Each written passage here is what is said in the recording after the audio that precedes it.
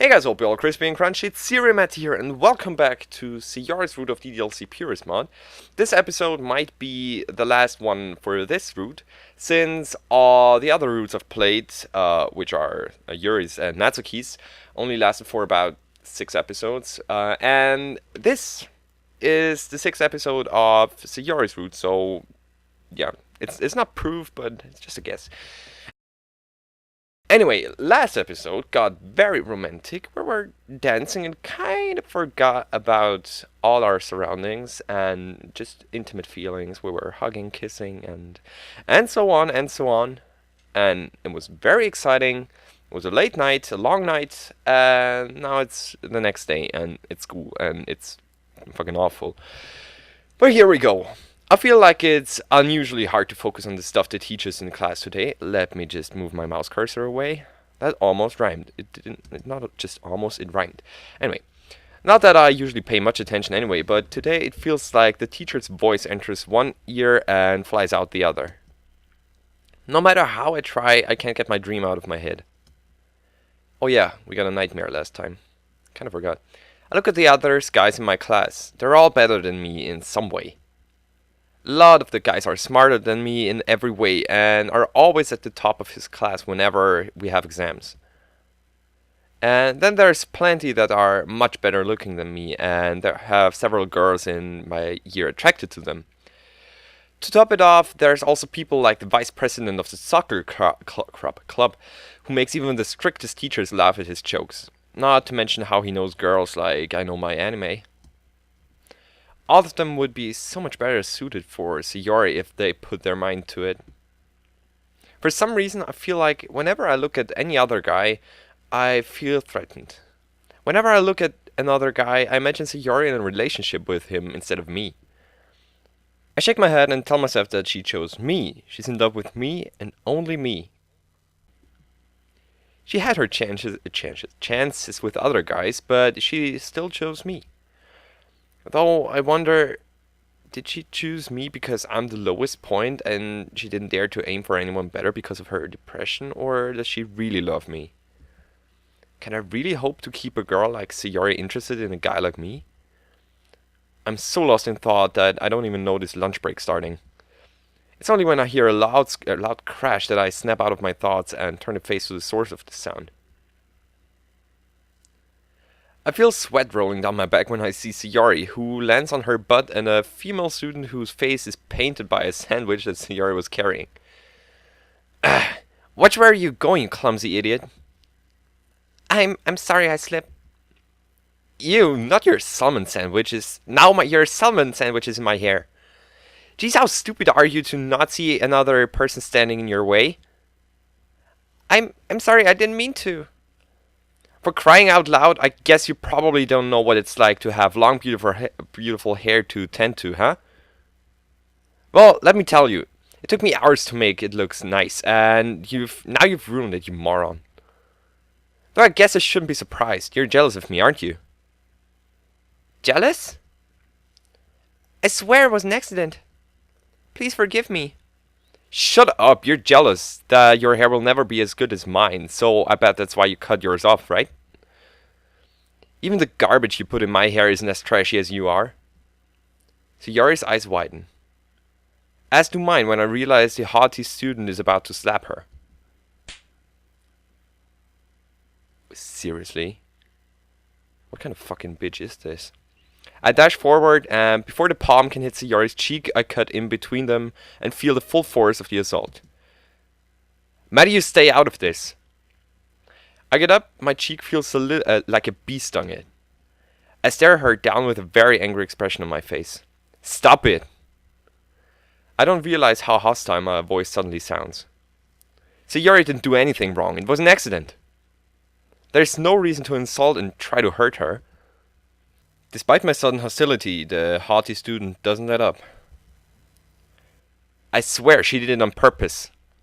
She raises her hand to slap Sayori again, but this time I grab her wrist and keep a firm grip on it until she lowers her hand. No, she didn't. I've known her for years, and she's just clumsy. Now, I could tell the teachers that you used physical violence against another student and insulted her, or I could let you go. If you apologize to her right now, I'll act like nothing happened. What's with the two of you? What a couple of losers. She throws Sayori a contemptuous gaze and walks out of the room with her head held high. I hear my classmates whispering and realize that this is the first time I've ever lost my temper like this. I turn around and glare at them. Show's over, there's nothing to see here. I take my bag and face Sayori, who's still sitting on the floor, wearing a shocked expression on her face. Let's go, Sayori. Okay. We head up on the rooftop of the school, where we sit down and Sayori looks at me with tears in her eyes. I'm sorry, I didn't see that girl. I just wanted to surprise you and have lunch with you. But now you're hurt because of me. I'm such a failure. It's fine, her slap didn't hurt me that much. And well, we can still have lunch together. Well, except my lunch is currently in the girl's hair. Did you see the look on her face? I could feel the hatred. Don't worry about it, she's not a person you should care about. I reach out and gently stroke her hair. What's important is that you're safe. But what about you? I told you, I couldn't care less about that girl. She was really beautiful though. That long hair, those strong eyes. Yeah, and a completely empty head and only cares about herself. She's had more boyfriends than I care to count, and once she's gotten what she wants from them, she casts them aside. That's awful. Why do people do that? I don't know, but I can tell you that she's the polar opposite of you. The polar opposite of you. Maybe that's one of the reasons why I'm so attracted to you. It is? I open my lunchbox and tear my lunch in half before handing the bigger half to Sayori. Eat up, you need food to make it through the day. She nods and we eat in silence. As we eat, however, I feel Sayori keeping her gaze on me, occasionally looking at the red spot on my cheek. It feels so good to sit here with you and eat like this. Just you and me. I wouldn't want it any other way. Spending time with you is the highlight of my day. It's the same for me. No, even more importantly, when I'm with you, it feels like those rain clouds go so far, far away. I never thought I'd know what it feels like to love someone and be loved back. Even though I'm sorry for causing you to get hurt. It made me feel happy when you stood up for me, even though you didn't have to. What kind of lousy boyfriend would I be if I didn't defend you from bullies like her? I feel like you do so much for me. I can't do anything to repay you. I fall silent and think back towards my dream. Are you saying that you're only in a relationship with me because you feel you owe me something? What? No, of course I don't. I'm in a relationship with you because I'm in love with you. I've had these feelings for a long time. Why? There are plenty of other, better guys out there. Is it because you think they're out of your league? No, that's not it. That's not it at all. It's because, well, you've always been so kind to me. You've always stood up for me and always made me feel so appreciated. I feel like I can trust you with anything, Matty. Anything, huh?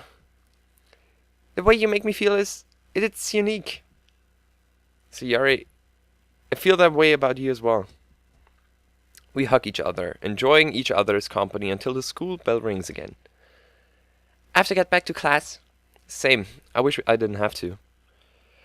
If only I could play hooky, but we have an exam coming up soon. Oh yeah, I guess we... Oh crap. What's the matter? I completely forgot about the exam.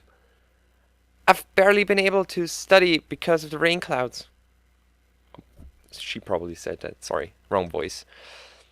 Whenever it acts up, I become so exhausted afterwards. At this rate, we'll both fail and be held back a year. This is a problem, unless... Do you have an idea?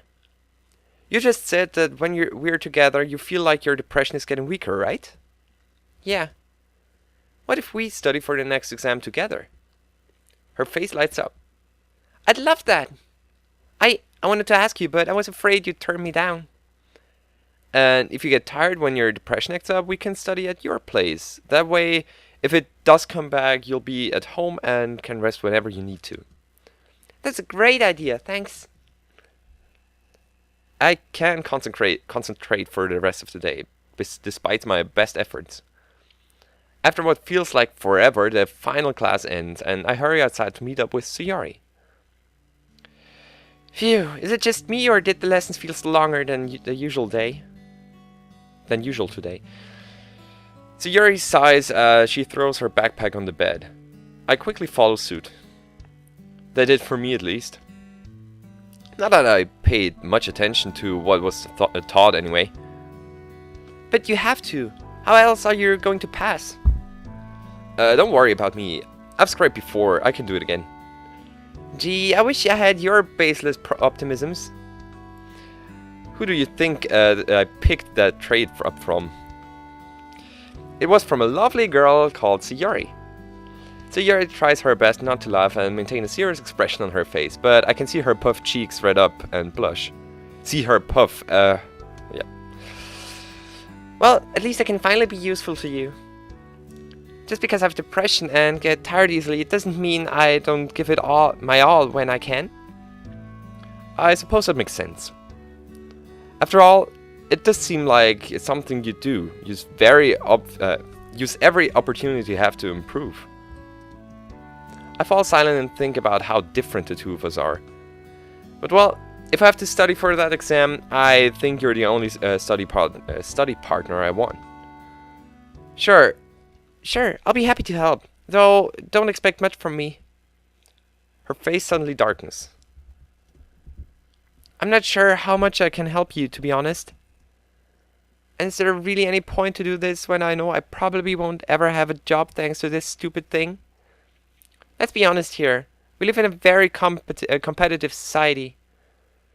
A weak girl like me won't fit in. I realize that this is her depression acting up. I grab Sayori by the shoulders and hold her there so she can feel my warmth. Sayori, look at me. It's not over until you say it's over.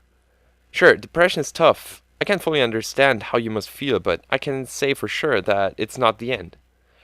I know you're stronger than this. Don't give up. Matty, thanks. I feel better from hearing you say that. It's so embarrassing. You're the only one whose words matter to me. Why is it embarrassing? Because I'm afraid that every time you help me, I fall more and more in love with you. I really don't like being so dependent on others. I love you even if you don't like yourself. I feel so happy to be able to help you. And as weird as it might sound, I kind of enjoy listening to you when you're depressed, since I feel like I can understand you much better if I'm able to hear it. Sayori smiles weakly before going limp and nearly collapsing. I catch her and hold her in my arms. I feel weak. My head is spinning. Don't worry about me. This is usually what happens after the rain clouds take over. She adds the last part after seeing the worried expression on my face. Without thinking, I wrap one arm around her back and the other around her legs. Hey, what are you? I carry her to her bed before laying her down on it. We can continue this in a bit. I can see from your face that you're fatigued. You should take a breather before we continue. Are you sure? I know we're short on time, but what good is it going to do either of us if you work yourself to exhaustion? Besides, you're the most important person to me right now. It feels wrong to ask you to help me prepare for an exam when you're clearly tired. Okay. Thanks for looking out for me, Matty. Don't thank me. I do this because I enjoy it. I genuinely enjoy your company, whether you're happy or sad. Because you're you. She tries to get up to kiss me but falls back down, clearly too exhausted to move. Noticing what she was trying to do, I look down on an empty spot on her bed. It's large enough for me to sit on. Is it okay if I sit down next to you? Of course. I can tell from her voice and the way she smiles that she isn't faking it this time. I smile and sit down next to her. I then open the window and let some fresh air in.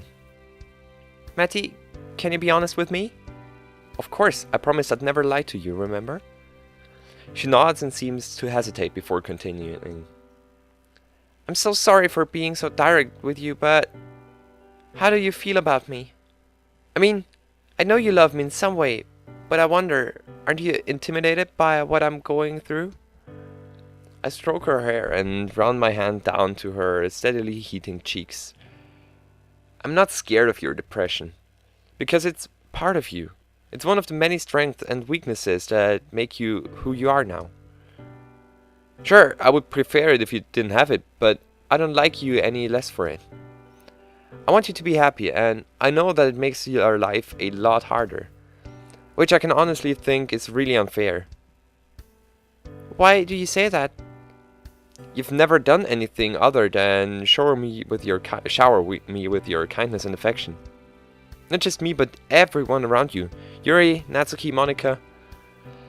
I stroke her hair again and watch a happy smile appear on her face from my touch. I unconsciously reflect her smile. For a moment, the two of us breathe in perfect sync. You could have had all possible reasons to become like that haughty student from earlier today.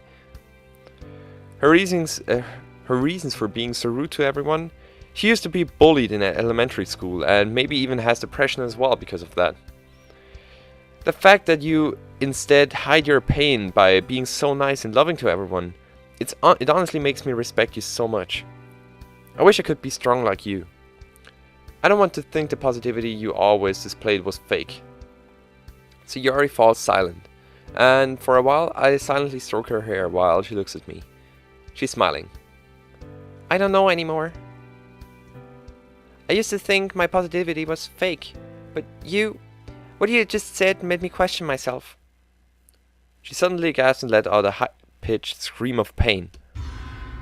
Oh my goodness. My head! Sayori closes her eyes and her expression becomes pain. She covers her head with her arms. Get out of my head! I don't want you to hear your lies anymore. I try to get up, but she takes a firm grip around my left arm. She's a lot stronger than she looks and easily manages to overpower me, forcing me to stay seated. I don't want to listen to you anymore. I want to listen to Matty. I want to believe his words as the truth. So shut up! Sayori, what's happening?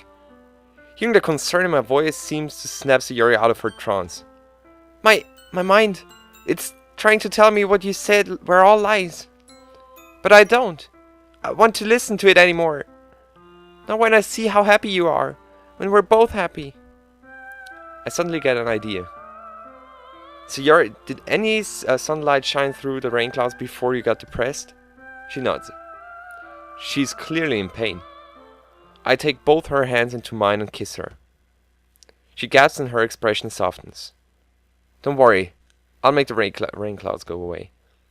If your depression is watching, I wanted to know that I love you no matter what. No matter how hard you try to push me away. Maddie, no, don't do it. This isn't worth it. She's trying her best not to cry and her breathing is very heavy. It is to me. You're worth it. Even if each day ends up like this, I'll stick by your side through thick and thin. This is just stupid. You'll only hurt yourself. That's the beauty of people who are madly in love. They become irrational fools. So you can tell your depression to get the hell out, since I'm here to stay, and no matter how hard it tries to push me away, it won't work. Since I know that Sayori would never wish me to disappear. Her body twitches from pain. I pull her up and hug her. I hug her tightly, refusing to let go, no matter how hard she struggles. The rain clouds turned into thunder clouds. Then I'll be the wind that blows them away. Please, Sayori, stay strong. Believe me, Sayori, that my love for you is real. I love you, Sayori, and I never want to let you go. You're the only one for me. Matty, believe my words, Sayori. You're the one I love, and I love you for who you are, with or without depression. You're still the wonderful girl I fell in love with. That won't change, no matter what. You're right. She closes her eyes, and a smile appears on her face. The rain clouds are being driven back by the wind. I pull her closer. Don't be afraid, Sayori. I'm here. You're not alone anymore. We will drive them away together. For a moment, it feels like our hearts beat in perfect unison. Our breaths are synchronized with each other. They're gone. They fled. The rain clouds fled. And now there's a bright sunny day on the horizon. I see a rainbow. The calm after the storm. She opens her eyes, and she doesn't need to speak to make me realize that she loves me more than words can describe. I feel the same way about her. You should rest for now. We still have to study, remember? Yeah. I let her go, and she slumps back into her mattress like a ragdoll. Matty, I love you. I love you too, Sayori. I take her hands into mine. Just don't leave me after this is over. I want to continue being in a relationship with you, even after you've recovered. I could never find a better boyfriend. She blushes. It's funny, I always imagined the guy I'd one day want to marry to be the one who could drive the rain clouds away. She gasps and shakes her head in embarrassment. Forget what I just said, okay? I'm just saying nonsense because I'm still shocked. I nod and stroke her hair again. Don't rush it, Sayori. I'm not going anywhere. Neither am I. I want to be with you forever. This feels so surreal. Well, I'm definitely not leaving today until we're done studying for that exam. Hey, Sayori. What is it? I'm sorry. For what? For how I treated you these last few years. I was such an idiot. I never paid attention to how my words could affect you. You never have to apologize, Matty. If I didn't want to spend time with you, I wouldn't have invited you to join the literature club. But still, if I'd known about your condition beforehand, I'd definitely have treated you much better. Please don't. I don't blame you. I want you to be yourself with me. Even now. Because you're the person I fell in love with, despite your faults. Each person has good traits and bad traits. Ignoring one of them or favoring the other would not be love. I'm so attracted to you because you see me for who I really am. I want to continue that. Wow. That's the sweetest thing anyone's ever said to me. I'm so glad I met you, Sayori. Even when we're just friends, you always knew how to cheer me up. The pleasure is all mine, Matty. You're my ray of sunshine. I feel my strength returning. Shall we begin studying then? She shakes her head. No. 5 more minutes, okay? This is so comfortable. I want this moment to last longer. Yeah. I want that too. The two of us cuddle for a while. Neither of us seems to want to let go of the other, but eventually I remind Sayori that we're here, why we are here. The rest of the evening seems to go without any drama on either side. Sayori seems much more energetic and lively than ever, and that positivity seems to affect me as well. Thanks to her patient guidance, I end up learning more from a few hours with her than I did during the last few months in class. Evening falls way too soon, and when she kisses me goodnight, I can tell she's not holding back anymore. It's almost midnight when I get home and lie down on my bed with a triumphant smile on my face. I love Sayori so much. To know that I managed to help her feel better today makes me feel like I can do anything. Despite my exhaustion, I take out my phone and search for an article about how to deal with depression in relationships. I won't let Sayori down ever again. That night, I have another dream. I hear the same voices again. They're behind us. Oh, can't we shake them off somehow? There are too many of them. Ah! Now, of all the times... Help me! Alright, climb up on my back. But can you carry me? Now's the time to find out. I then hear the sound of a pack of dogs barking and growling loudly. After a minute or so, the barks fade into the distance. Phew, are you okay?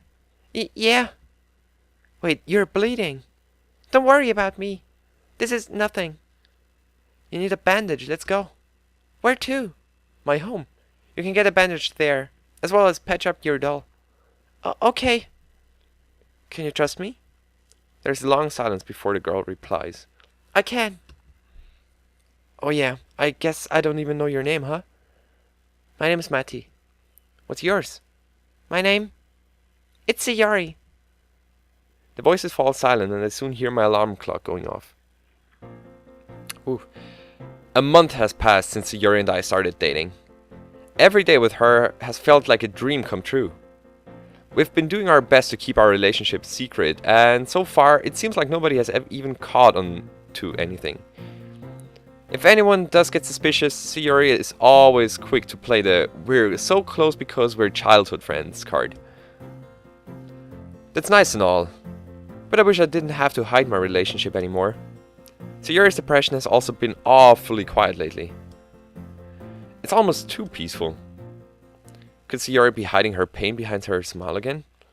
I'm so lost in thought that I don't notice the paper airplane coming towards me before it hits me right in the forehead.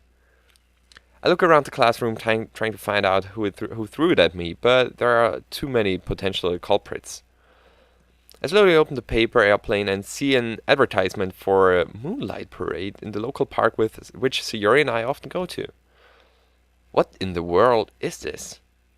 I take out my phone and search the name, and indeed it seems like a legitimate event that's held once in a while during a full moon. I'm pretty sure the person who threw the paper airplane wasn't aiming at me in particular, but whatever. I put the flyer in my pocket and wait until the lesson ends. This might not be such a bad idea. It could be a good way for me and Sayori to celebrate having been together for a month. Once class is over, I head to the literature club, hoping to find Sayori there. I enter to see Monica in the middle, with Yuri and Natsuki sitting on their seats. Sayori is nowhere to be found. Oh, hello, Matty. I look around me. There is no sign of Sayori. Where's Sayori? I haven't seen her all day. Me neither. Maybe she went to the toilet and locked herself in. Natsuki, don't say such things. What? It could have helped. You know how clumsy she is. I try to shut that mental image out of my head and turn to Monica, who seems unusually quiet and pensive. How about you, Monica? Could she really have... Monica? But I didn't do anything this time. Monica, do you know anything about Sayori? Monica sighs. Last time I saw her was at lunch, but she looked like she was walking to the school's entrance gates. She looked unusually glum. Is it just me, or is Monica's voice strangely bitter? I think you should go see her, Maddie. Just hurry up, don't keep her waiting too long. Ooh, this reminds me of the ending scene of Act 1 of the original game. And I don't like it. Having said that, she returns to her old self as I dash out of the room and run back home as fast as my legs can take me. Why do I feel a strange sensation of déjà vu? This is the first time something like this has ever happened to me. Well, not to me, anyway. I call Sayori's phone number, but she doesn't answer. I try touching the doorknob and find that the door is unlocked. Outside Sayori's room, I knock on her door. Sayori? Please answer me. There is no response. Don't do it, please. Please don't do it. I really didn't want to have to enter a room like this. Isn't it a kind of breach of privacy? But she really leaves me no choice. This is the exact same text. I gently open the door where I finally find her. Sayori? She's huddled by the corner of her bed, her arms wrapped around her legs. She's completely motionless, with the exception of the occasional sob that shakes her entire body. Sayori, what happened? She doesn't answer. She doesn't even respond much when I wrap my arms around her. All she does is acknowledge my presence by giving a weak nod. Matty? I'm here, Sayori. Please tell me what happened. She hiccups and hugs me tightly. I was about to text you at lunch to ask you out. Except that some girl in my class saw me typing on my phone, stole it from me, and read our messages. What? They then said such horrible things. After that, I tried to act like nothing happened, but I managed to keep my cool when I spoke to Monica, but... She stops and buries her face in my chest. I don't know what I'm supposed to do. They even read about my condition. They told me to break up with you, since I'm only a burden. And if I don't, they'll... I stroke her back and repeat to her that everything will be alright now. We'll find a way together. If I don't break up with you, they'll tell everyone about my depression. I'll be treated differently. I'll never be the same. I hug her tighter. Don't say that. I'm here, Sayori. I won't leave. Yes, as long as I'm depressed, you won't leave. What? On my way home, I noticed a stray dog in my garden, and it was trying to pull something out of a bush. She moves to the side and drags up a long rope. Oh, crap. Why didn't I hide it better? You knew, didn't you? This was all just your way of showing sympathy for me, to keep me from ending my meaningless life. Her tone is sad and frustrated, but at the same time pleading. She's looking at me with a frightened and confused expression. Answer honestly, Matty. What should I say to her? While it is true that I originally wanted to help her, it developed into something much more personal over time. I know that I've got only one shot. The way she's clutching the rope, I know that my answer will determine both our futures. Why did you do it? Because I wanted to help you, because I'm in love with you. Actually, would that even matter? Would it matter if I only wanted to help or if I only loved you? Don't they actually go hand in hand? And the fact that I did try and save you, isn't that actually enough, so to say? I mean, what am I supposed to answer here?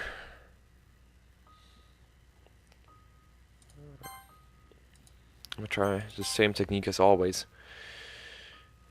Because I wanted to help you or because I'm in love with you? Well, both. Well, where's the option for both?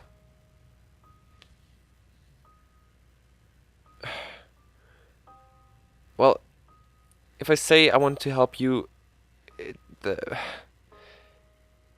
that might just say that or tell her that this love only developed afterwards. And if I say I'm in love with you, then I don't know what's the downside to these, or I don't know anything. I wanted to help you. I knew it. So you really were like the others. But I'm sorry, but I think it's best for you to leave. I need time to be alone. The voice in my head, the rain cloud, it's so loud. Oh my goodness. So Sayori slumps to the floor, crying like a baby. No matter how I try to comfort her, she ignores me. Finally, she snaps at me and tells me to leave her alone, that I never saw her as a human being, but just as a way to make myself look superior to her. No! I felt like I've betrayed her trust. Why should I have betrayed her? It's not like all is lost. This is a bad ending, isn't it? Walking to school alone, it feels different from when I walk to school with Sayori. And not in a good way. I'm unable to focus on class. All that's on my mind is my concern for Sayori's well-being. Before long, the final class of the day ends. I rush to the literature club. There I find Sayori sitting at a desk, writing something. Oh, Matty. Hey Sayori, I'm sorry if I said something wrong the other day. It's fine, don't worry about it. An awkward silence surrounds us. Matty, I think I should be the one apologizing. But I give up. I'm sorry, I can't do this anymore. What? There's no point in me trying to pretend I'm happy anymore. I'm done lying. Sayori? This is all my fault, isn't it? If only I had treated her better, gave her a reason to trust me, then this wouldn't have ever happened. I'm leaving the literature club. This is the same as with Yuri. I grab her by the shoulders and try to plead with her. Please don't do this, Sayori. There's still... Stop it! It only hurts me even more. I tried, I really did. But you never even took me seriously. I swear I did. I know how you felt about me, but be honest with me. You only saw me as an easy target because I'm depressed, right? No. After all, who wouldn't want a girlfriend who loves him unconditionally because of her self-esteem is too low to challenge you? That's not it at all. I'm sure it's just your depression messing with your head again. No, I've thought about this. And I think it's best that I avoid people from now on. No. Even though what you said made me really happy, it also made me feel useless, worthless. It made me feel like I'm less than you. I don't want a friend who only acts nice to me and goes on dates with me because he pities me. He pities me, petites. I'm sorry, but I think it's best we stop talking for a while. She pulls away and leaves the room. Sayori, wait! I chase after her, but she's already in the hallway. Don't leave me, don't give up! Don't let your depression get the better of you! She stops like a deer in the headlights. It's only then that I realize that I loudly screamed out her deepest secret in public, where most people she knows heard me. Fucking shit! She briefly looks at me with tears in her eyes and runs away as fast as she can, while sobbing loudly. I run after her, but she's too fast for me. That gaze she sent me was filled with sadness and hatred. I know for a fact that it's over. I've lost my best friend, my only friend. I slump to the ground, tears streaming down my face. I've lost her. I try to call her, only to find out that my number has been blocked. Sayori. And so the day ends. Weeks and months pass. Every time I see Sayori at school, she avoids me. If I try to talk to her, she only sends me a look that reminds me of how I failed her. Eventually, she makes a terrible mistake. One day, she tries to jump off the school rooftop after I try to make her talk to me. The stress is too much. Her attempted suicide fails. However, she ends up being taken away to the hospital because of the injuries she sustained from the fall. And that is the last time I've ever see or hear from her again. 3 months have passed since that day. It's over. I've nothing to live for anymore. How ironic that now that it's too late to do anything for her, I get depressed as well. Only now do I understand how Sayori felt. The only thing I know of Sayori's fate is that she's still alive somewhere, but that she spends her day in the hospital now. The fall broke several of her bones, and furthermore, her attempted suicide raised an alarm within her family, who appointed a psychiatrist. That's all I was able to find out with the help of the others in the literature club. As for the club itself, it slowly fell apart. Fights between Yuri and Natsuki became even more frequent than before, and without Sayori to stop them, the conflicts escalated to a point where they couldn't even be in the same room anymore. Monica was forced to disband the club. That was 2 months ago. 2 months since I last stepped out of the house. This is where I'll be for the rest of my life. Oh, but this isn't because I think of it as some way to atone. I just give up. There's no point in doing anything anymore. An anime that usually cheered me up only pissed me off now. There's no reason for me to go to school anymore. My grades have plummeted beyond redemption. All that mattered to me is gone. Sayori's gone.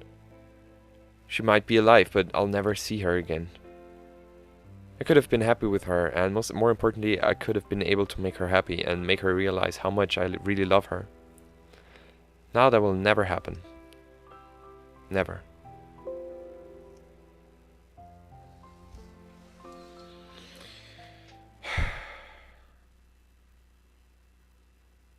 This is by far the worst ending that could have happened.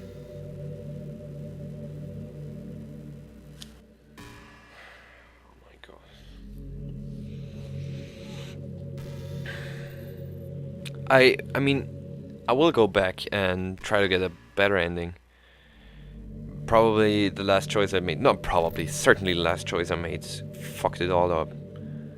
But I thought it wouldn't matter what I pick, because both options seem to be the same for me. But apparently they weren't. They had such an immense effect on everything. Her depression got stronger. She tried to kill herself again. And I'll never see her, and I got depressed as well. This is the worst ending that literally could happen. This is fucking Jesus. Oh my god. This got to me.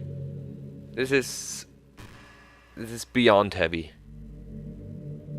You might have noticed by the way I've read the past few lines. Oh my god.